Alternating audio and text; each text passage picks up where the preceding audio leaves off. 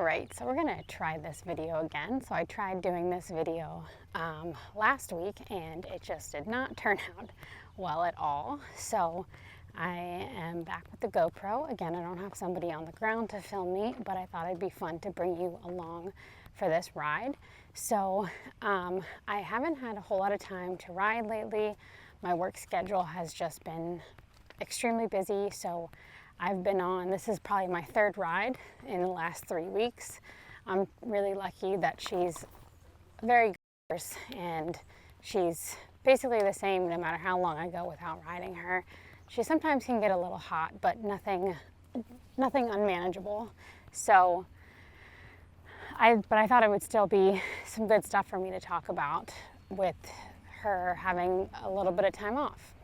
So as you can see, she's kind of just looky at this corner. You can see her ears just sort of paying attention to along those trees there, and that's pretty typical for her, even if she's been, in a program and I've been riding a good bit. We're actually going to take a little bit of a different track because this part of the arena is a little wet. So I'm just going to warm up with her on a long range, just kind of let her take everything in, observe it, and not really get in her way a whole lot. I want her to be walking with a purpose, so I don't want her to get stuck looking at things, but I'm just going to let her sort of take in her environment and not push or ask for too much initially.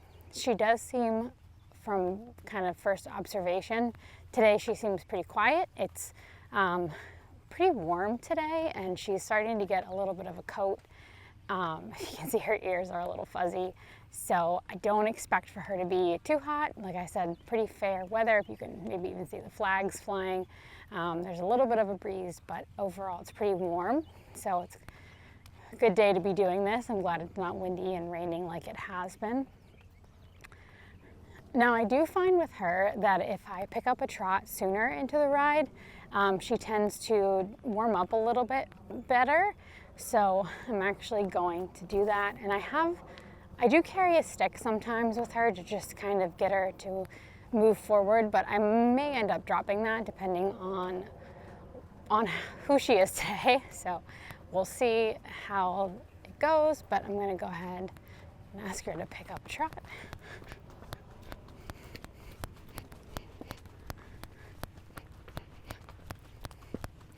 And so far she's feeling pretty good. The footing down here isn't necessarily the best, so she's looking a little bit uncomfortable at that. It's a little bit deeper than she likes. So, but I'm just going to let her work through her body a little bit here. Now I know she's gonna be looky at this corner. It's fine, I'm just gonna let her take it in. She'll look at it. There might be deer in the woods over there, but I'm not going to make a big deal of it. I think I'm actually going to cut my circle even smaller to avoid just that end of the arena tends to get a little bit wet. Like I mentioned, it's been pretty rainy the last few weeks, so the arena footing is a little more damp than it usually is.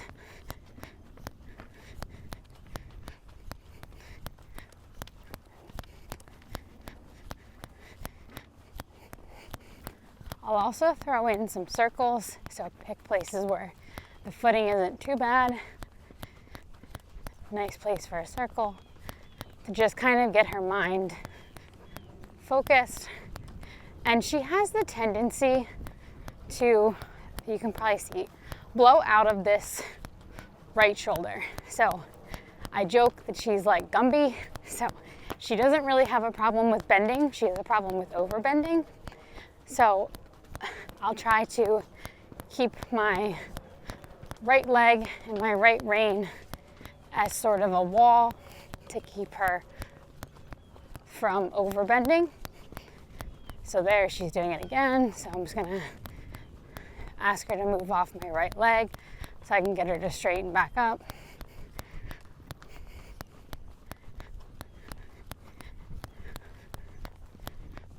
Same thing here. She's getting a little overbent through that. And what I'll almost do is it'll nearly be like I'm asking for a counter bend to try to correct that. So I'm just thinking about using my right rein and my right leg like I'm asking for her to bend that direction to just get her to go straight. She does have a little bit of a weak stifle that we're working on just conditioning and getting stronger. And I think that might also be contributing the slightest bit to that imbalance. So same thing here. I'm just gonna try to keep her from overbending. Might even ask her to bend just a little bit more to get her attention back and get her to soften right there. That was really nice. Get her to soften again.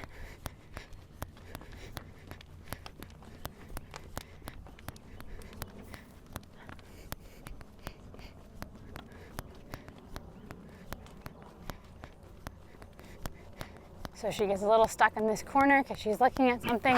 So now I am gonna just kind of squeeze my leg on her, not punish her, but just kind of squeeze her leg to get her moving forward. Like, hey, we're not gonna worry about that today. We're just gonna keep moving on. So I'm gonna ask for her to bend to the left here because she's worried about what's over there. There. And then she'll soften and lower. Same thing here. And I'm actually lifting a little bit with my inside rein. You might not be able to see that, but I lift a little bit. She works in a hackamore, and I find that she really responds well to that slight lift of that inside rein to just sort of get her to not fall on the forehand and keep her hind end engaged.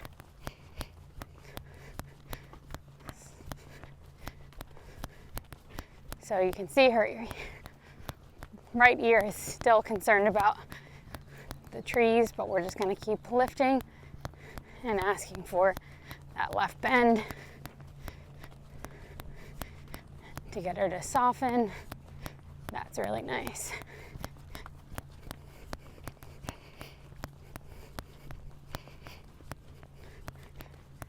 Soften again through here.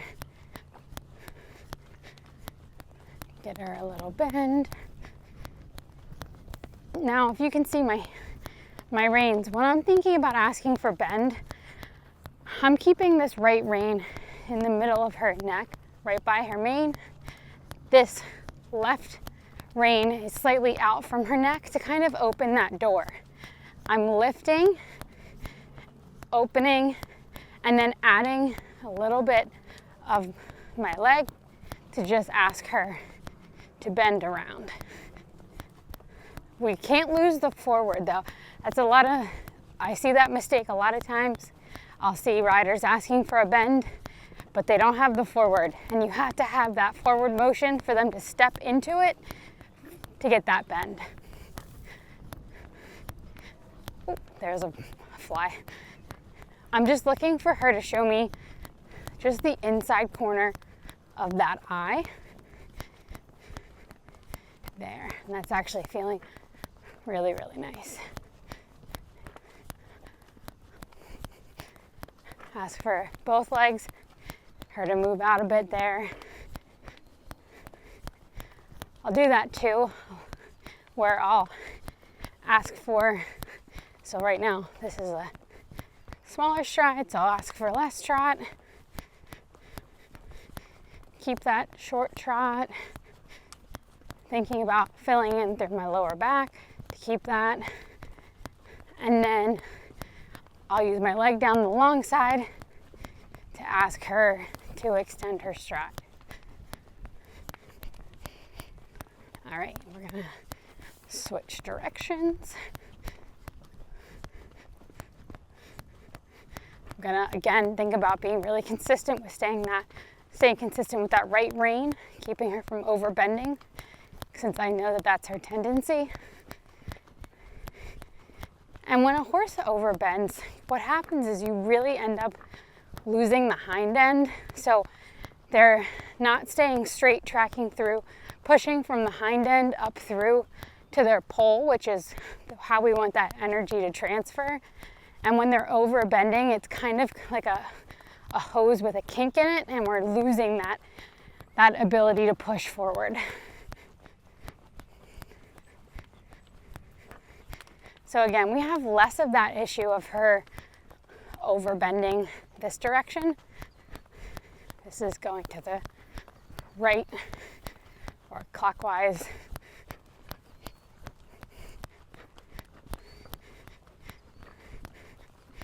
I do still want her to soften a little bit.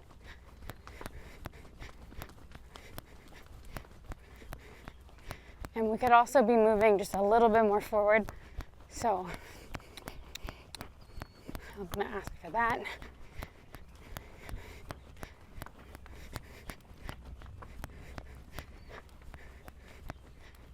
Especially if I'm wiggling my fingers and just kind of asking her to soften her jaw, I'm going to follow that up with my leg, because sort of like what I was just saying with the overbend, with asking for bending if we lose the forward.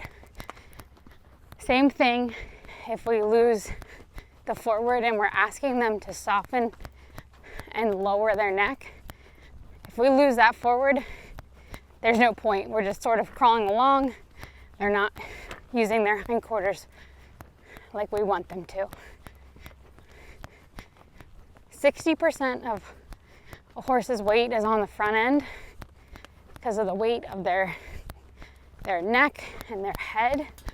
So we really have to ask them to push from the hind end so that they're carrying our weight effectively and in a way that is sustainable so that we can keep riding them for a long time. Because if they're just putting all that weight on the front end, that can cause some lameness issues and things like that. So just something to be mindful of. All right, pretty happy with that trot warm up, so I'm gonna let her come back to a walk. Now she has gotten in a really bad habit of anticipating the canter. So we are just going to keep a nice steady walk and try to break that habit. See, even there, she's just gonna break into a jog, and she's not doing it because she's hot. She just knows that that's usually what we do next. So she is smart and anticipates. But I'm just gonna let her walk for a second so I can catch my breath too. And then we'll pick up the canter. So when she gets stuck like that because she's anticipating, I'm just gonna let her walk. Just put a little bit of leg, but let her know that I'm not looking for anything else. So I'm trying to show her that the right answer is the walk.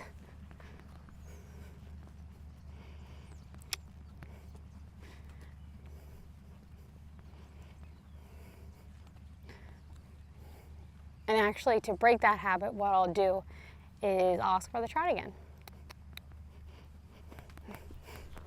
And it doesn't take much.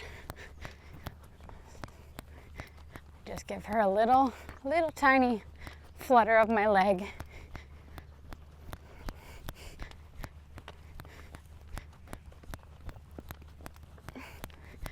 And then we'll even change directions.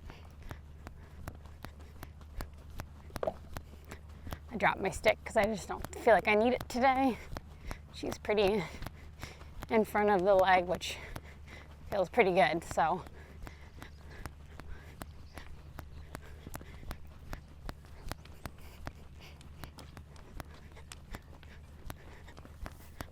And then I'm gonna ask her to walk again. And when I'm asking for that walk transition, what I'm thinking of is if I had my hand on my back and I was just filling out my hand. So I'm not overly rounding, it's not a dramatic feeling, it's just the slightest shift of if my belly button was just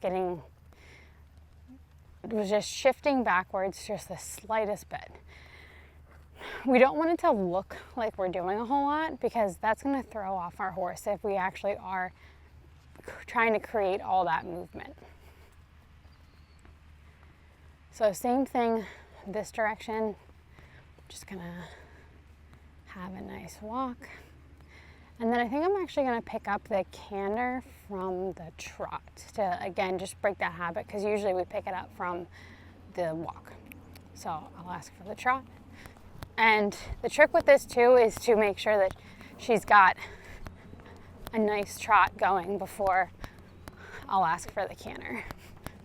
So, and this feels pretty good.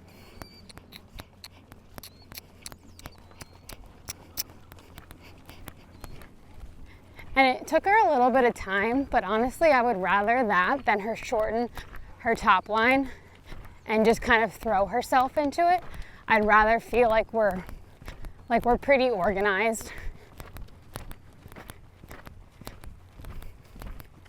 I also tend to half seat the canter on her, just because I feel like it's a little bit easier for her if I'm trying to ask her for a little bit more movement. Now there, she's not really bending, so same thing, I'm going to lift and ask for a little bit of bend. She does feel just a touch stronger here at the canter.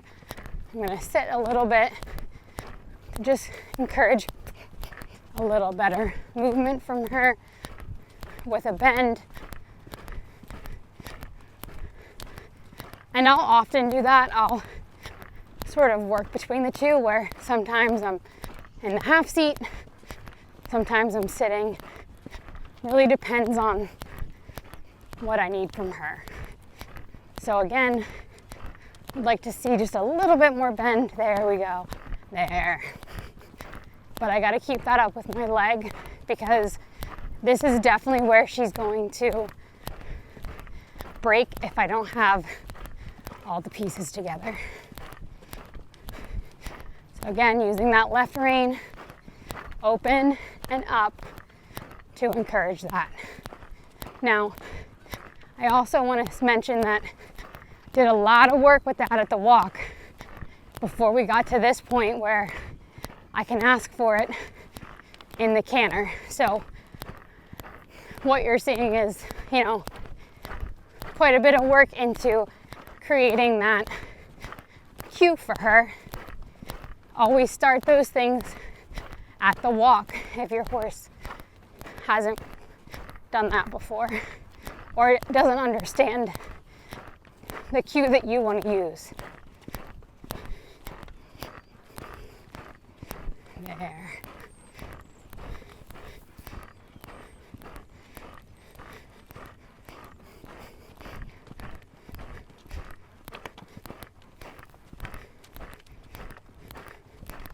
Again, just asking for that bend.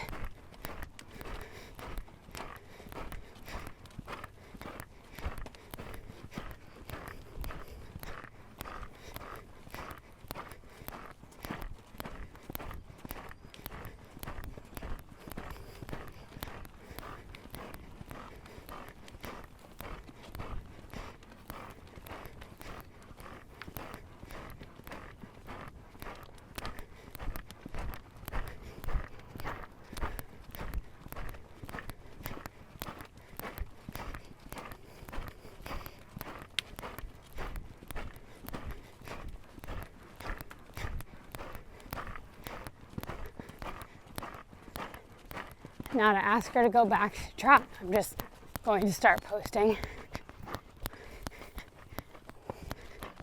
The downward transitions for her have always been not much of a challenge, so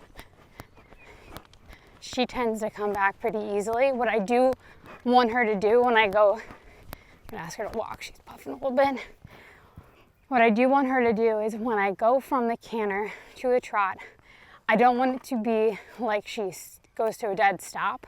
So I want her to keep moving in that trot. And that's one reason why I like to do the canter to trot transition, because she did have the tendency to just, once we were done with the canter, she was like stopping dead. So by encouraging that canter to trot, I'm getting her to move forward more, which is really, really helpful in making sure she's just not, you know, I'm not dropping her. She's staying engaged in what we're doing. So I was actually really happy with how forward she was moving out of that downward transition. So I'm gonna let her have a little walk break. Like I said, it's a little bit warm today and she's starting to get her winter coat. So I'm gonna let her catch her breath for a second before we canter the other direction. I do try to vary what direction I start my canter in. So a lot of times I'll actually start it in the clockwise direction because it tends to be her slower direction if she has had a few days off. So I just find when I'm asking for that faster gait, it can kind of help manage her excitement. So if we're going the way that she tends to be a little bit slower, it makes it a little bit easier for me to manage. So that's just a little tip that I use with her. All right, so we're going to pick up the trot first. The other thing I should mention about this direction is she does sometimes pull the wrong lead from bad habits from when she was teaching lessons. So we'll see.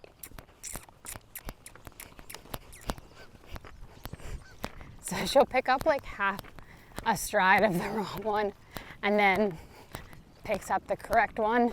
Oop. She just slipped a little bit there. But then I actually find that this direction seems easier for her to balance. She doesn't get quite as anxious and forward.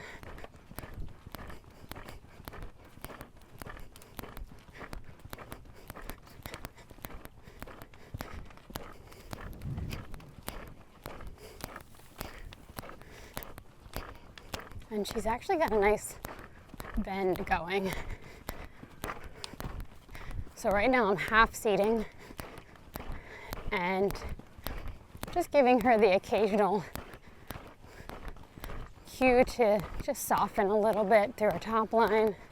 Again, adding my leg to accompany that, to keep her engaged. There, she almost broke. She heard someone coming into the field that's right beside the arena, but that's okay.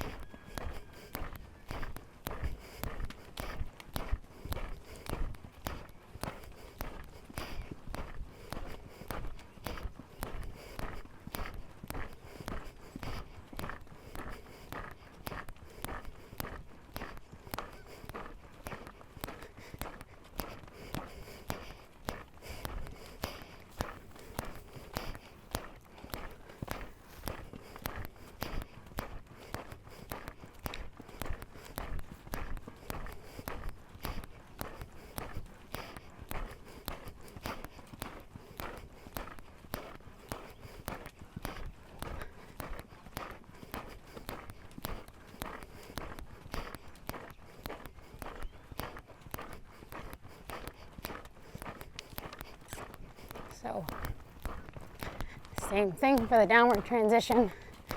I'm just going to start posting. There, I don't feel like she came out of it quite as strong, but she might also just be getting a little bit tired. But this is a pretty nice trot for her. I do want to make sure she keeps going past the gate.